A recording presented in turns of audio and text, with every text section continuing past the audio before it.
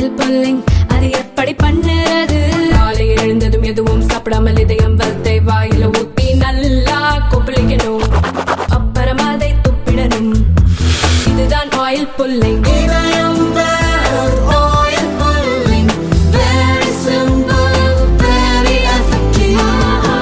திமுக ஆட்சியில் சமூக நீதி வந்து இதாக இல்லை, ஆய்வு அதாவது ஜாதிவாரி கணக்கெடுப்பு நடத்த திமுக அரசு மறுக்கிறதுன்னு சொல்லி விஜய் சொல்லியிருக்காரு நடிகர்கள். நாங்கள் ஏற்கனவே அதை தான் சொல்லியிருக்கோம், ஜாதிவாரி கணக்கெடுப்பு எடுக்கணும்னு சொல்லி நம்ம முன்னக்கூட்டி தமிழக மக்கள் முன்னேற்றங்களாக வலியுறுத்திட்டே இருக்கு. திமுக எடுக்கலைங்கிறது நாங்களும் சொல்றது உண்மை. அதுதானே எடுக்கலை, இது வரைக்கும் அவர் எடுக்கிறதுக்கான முயற்சிகளும் எடுக்கலை, அதான் உண்மை. அரசியல் கட்சி தலைவர்களோட பேச்சுகள் வந்து நிதானமாக பேசணும்னு சொல்லி சீமானை சொல்லியிருக்காங்க. கட்சி தலைவர்கள் பூரா சம்மந்தம் இல்லாமல் வார்த்தைகளை விடுறதெல்லாம் குறைச்சிக்கணும் அப்படின்னு சொல்லி ஹைகோர்ட் உத்தரவிட்டு தனி மனிதனுடைய வந்து அந்த பேச்சு உரிமையை வந்து பறிக்கிற மாதிரி ஹைகோர்ட்டில் வந்து சொல்லியிருக்காங்க. இல்லை, அது அவங்க நீதிமன்றத்துடைய கருத்து எதுவாக இருந்தாலும் சரி, ஒரு தனி மனிதனுடைய ஒழுக்கம் மனிதனுக்கு தேவை. அரசியல் கட்சி நாம் வைத்திருந்தாலும் கூட மற்றவர்கள் நம்மளை வஞ்சிக்கின்ற அளவிலோ மற்றவர்கள் குறைபடுகின்ற அளவிலோ நாம் யாரும் பேசக்கூடாது என்பது உண்மையான நிலை. அதை யோகித்து நீதிமன்றம் சொல்லியிருக்கணும். நம்ம இது தொடர்ந்து தமிழகத்தில் பெண்களுக்கு எதிரான குற்றங்கள், இந்த பள்ளி மாணவிகள் குற்றம் நிறைய நடந்துட்டு இருக்கு. அதை பற்றி நடக்கக்கூடாது, கொடுமையான சட்டம் போடணும்னு நம்ம சொல்கிறோம். பாலியல் வன்கொடுமை வந்து தமிழ்நாட்டில் நிறைய நடந்துக்கிட்டு இருக்கு. நீங்கள் டெய்லி பார்த்தீங்கன்னா, பேப்பரை பார்த்தீங்கன்னா, அந்த ஸ்டூடெண்ட் எப்படி பண்ணிட்டாங்க, இந்த டீச்சர்ஸ் இதை பண்ணிட்டாங்கன்னு சொல்லி சொல்கிறாங்க. இது போன்று மாணவிகள் மட்டும்தான் இந்த மாதிரி சொல்கிறாங்க. அதான் மாணவர்கள் இந்த மாதிரி தவறு செய்தால் மாணவிகள் மேலே தவறு நடவடிக்கை எடுப்பாங்களா என்பதுதான் என்னுடைய கேள்வி. ஏன்னா எல்லாமே ஸ்கூலில் பார்த்தா மாணவி அந்த வாத்தியார் எடுத்துட்டா, வாத்தியார் என்ன கூட்டு போயிட்டா, பாலியல் சீன்னான்னு சொன்னால் ஏன் மாணவிகள் வாத்தியார் சீன மாட்டாங்க, என்ன விஷயம்? ஆனால் பெண்கள் என்றால் முதன்மையாக இருக்கக்கூடாது, எல்லாருக்கும் சமமான சட்டமாக இருக்க வேண்டும் என்பது என்னுடைய கருத்து. யாராக இருந்தாலும் தவறு தான். திருப்பரங்குன்றத்தில் நடந்துட்டு இருக்க இஷ்யூ பற்றி உங்களுடைய கருத்து? நடக்கக்கூடாது ஒன்று நடந்துகிட்டு இருக்கு. இது புதுசாக வந்து ஆரம்பிச்சிருக்காங்க. இப்போ அந்த எம்பி ராமநாதபுரம் எம்பியும் மணப்பாறையுடைய சட்டமன்ற உறுப்பினரும் சேர்ந்து ஒரு பிரியாணி சாப்பிட்டு, கோழியை வெட்டி, கிடா வெட்டி எல்லாம் சாப்பிட்டு வந்து உண்மையிலே வந்து ஒரு மத கலவரத்தை தூண்டுவதற்காக ஏற்பாடு செய்கின்றது. இதற்கு திமுக அரசு எப்படி செவிசாய்க்காமல் அவரை கைது கொள்ளாமல் இருந்தார்கள் என்பதுதான் என்னுடைய வேதனையான விஷயம். அது தவறு தான்.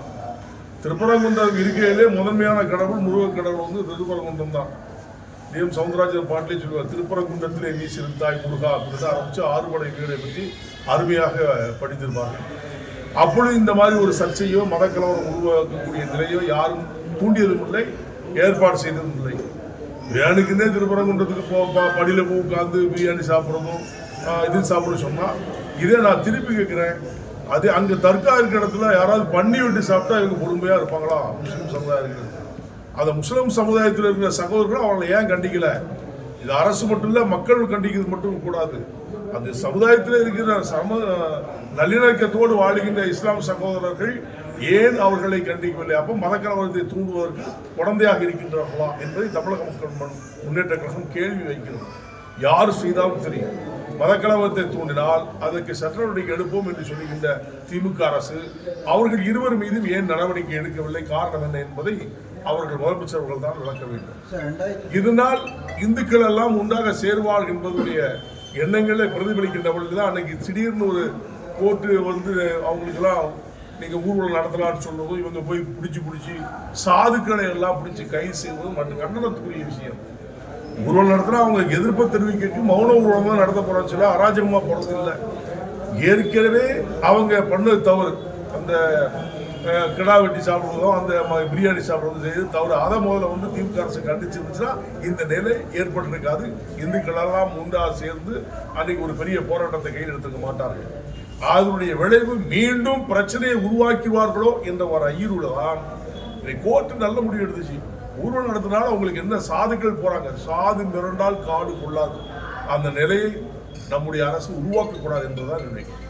தமிழக மக்கள் பாஜக தலைவர் அண்ணாமலை 2021 என்ஐபி கேஸ் வந்து கள்ளச்சாராயம் கஞ்சா வந்து 900 கேஸ் பதிவு பண்ணியிருக்காங்க. ஆனால் இப்போ வந்து 100 கேஸ் தான் பதிவு பண்ணியிருக்காங்க. அந்த சொல்றாங்க அதிகமாக அது 6 ஓடிக்கிட்டு இருக்கு. இப்போ பழையில நான் வரும்போது நிறைய பேர் கஞ்சா போட்டுருந்தாங்க. நாங்கள் தரிசனம் பார்க்க தான் வந்திருக்கோம், இன்னைக்கு விழாக்கு தான் வந்திருக்கோம். நிறைய பேர் கஞ்சா தான் சுற்றிட்டு இருக்காங்க. கண்ணால பார்க்குறோம், காவத்திலே கண்டுக்கிட்டே மாட்டேங்குது. ஏன்னு சொன்னால் தலைவருக்கு ஆளுது கஞ்சா தான் அதிகமாக இருக்குது. சாராயத்தை விட சாராவது பிராண்டி விஸ்கி கடைகளில் குடிக்கிறதை விட கஞ்சா போதையில் நிறைய நடக்கிறது தான் அதிகமாக கொடுமையாக இருக்குது. அது தவறு, கண்டனத்துக்குரிய. தொடர்ந்து பாலியல் தொழில வந்து ஒன்று ஆளுங்கட்சியை வந்து திமுக தான் அதிமுக குறை சொல்லுது, திருப்பி அதிமுக திமுக குறை சொல்லுது. மக்களோட பிரச்சனைகளை இது வரைக்கும் எதுவுமே பேச மாட்டேங்கிறாங்க. இதோட அதாவது எப்பவுமே ஒரு அரசு ஆட்சியில் இருக்கும் பொழுது எதிர்கட்சிகள் அவருக்கு நல்ல ஆளுங்கட்சி நல்லது செய்யறதை வந்து எதிர்கட்சிகள் அன்றைக்கே வாழ்த்தாது. அதே மாதிரி எதிர்கட்சிகள் நல்லது செஞ்சா ஆளுங்கட்சிகள் வாழ்த்தாது. இதுதான் தமிழ்நாட்டுடைய சாபக்கேடு.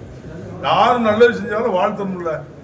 இது எதிர்ப்பு பண்ணியே மக்களுடைய பிரச்சனையை பத்தி யார் பேசுறா? பாலியல் வன்முறையை பத்தியே நிறைய பேசிட்டு போறீங்க, பேசுறோம். நடக்கக்கூடாது, நடக்குது. அதுக்கு சட்ட நடவடிக்கை அரசு எடுக்க சொல்லணும். இப்ப எல்லாரும் சொல்றது உண்மை அதுதான். இதுக்காக வேண்டி இவங்களை அவங்க சொல்றது, அவங்க இவங்க சொல்றதும் எந்த அரசு யாரையும் போய் பாலியல் வன்முறை செய்யுது எந்த அரசும் சொல்லாது. இதுக்கு முன்னால இருந்த ஆட்சியாக இருந்தாலும் சரி, இப்போ நடக்கிற ஆட்சியாக இருந்தாலும் நடப்பது தவறு. யாராக இருந்தாலும் அது அரசு சட்ட நடவடிக்கை எடுக்க வேண்டும் என்பது என்னுடைய. 2026 தேர்தல் கூட்டணி அந்த கால சூழ்நிலையை பொறுத்து தான் கூட்டணி அமையும்.